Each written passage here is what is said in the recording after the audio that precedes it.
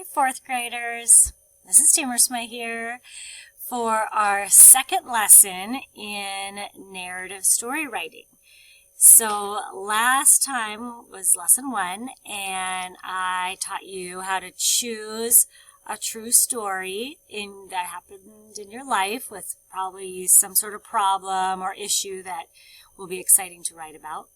And you used your paper in your packet to kind of plan out your story, the beginning, middle, end, what was going to happen. And hopefully you got started writing on it. Maybe you sketched some pictures of your story.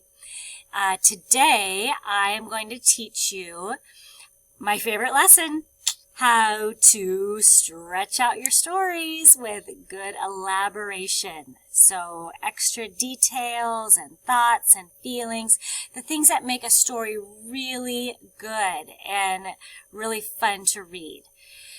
So here we go.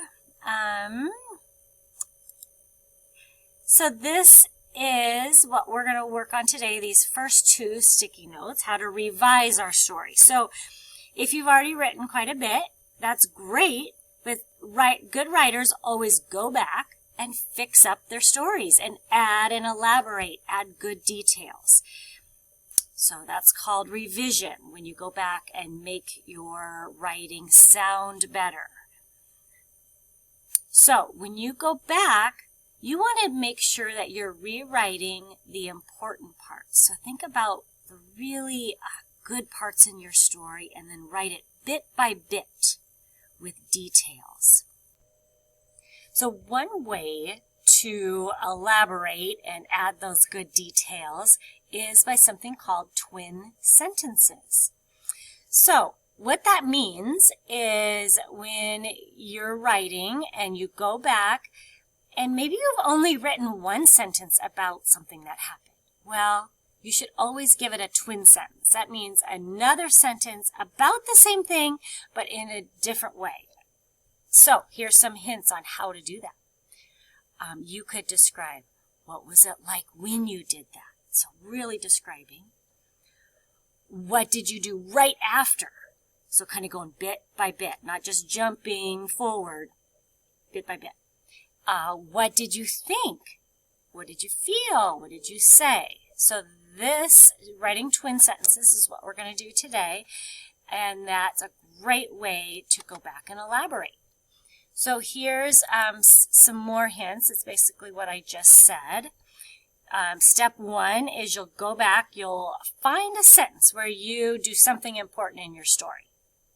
Then, to write that sentence, the twin sentence, you can think, what was it like when you did that? What did you do right after? What did you think, feel, or say? And then here's an example. So instead of just saying, I sat on a park bench, that's boring. You need to add some details. You can be specific. It was so wet, my pants got soaked. So that gives us some more details. We can really picture what's happening. Or here's another way. Instead of just saying, I sat on a park bench, you could add your thoughts. I thought this was a nice place to sit. So now I'm going to show you what I've written so far. Last time I told you the story about my dog, my stinky dog, coming to school. And so I wrote just kind of basic, beginning, middle, and end. But I definitely need to go back, reread it, and now I need to add the details. Okay, this is a very basic story. But notice I remember to write in paragraphs, though. So I'm going to read it to you, and then we'll think about where I should add some details. So it starts. Go home, I shouted over my shoulder to my dog Lucy as I walked down my driveway toward school. When I got to school, I snuck in the back door of my classroom, hoping she would forget all about me and would wander home. As soon as I got in my classroom, I forgot about my dog and I got right to work. After about a half an hour, the students started coming in. Suddenly, the phone rang and it was Mrs. Thompson telling me that my dog was trying to go in the front doors. I'll be right there, I said. I walked Lucy around the school and brought her in the back door of my classroom just to keep her contained. I called my husband, and he grumpily said he would be there in a minute. He pulled up right outside my classroom door, then forcefully shoved Lucy into the back seat of my car, into the car. They drove home, and I peacefully went back to teaching my class. So it's kind of basic, beginning, middle, and end, but I definitely need to add more detail. So I'm going to go back and just right at the beginning, I didn't elaborate enough. I only had one sentence about walking down my driveway. So I definitely need to add some more to that. So let me show you how I did it. So here's the sentence I added. So instead of just the one sentence, go home, I shouted over my shoulder to my dog Lucy as I walked down my driveway towards school. No matter how many times I said that, she wouldn't listen. Oh, and maybe I could even add just about how stubborn she was. So that makes it better, just adding that second sentence about yelling at her down my driveway. And then I'm going to do another part down here. So instead of just saying that Miss Thompson called me to tell me my dog was trying to come in the front doors and me saying I'll be right there, I really need to add my thoughts and feelings because that's important. And so obviously I was frustrated. I didn't want to have to deal with it, so I added this sentence, or two sentences. Ugh, I thought, now what am I going to do?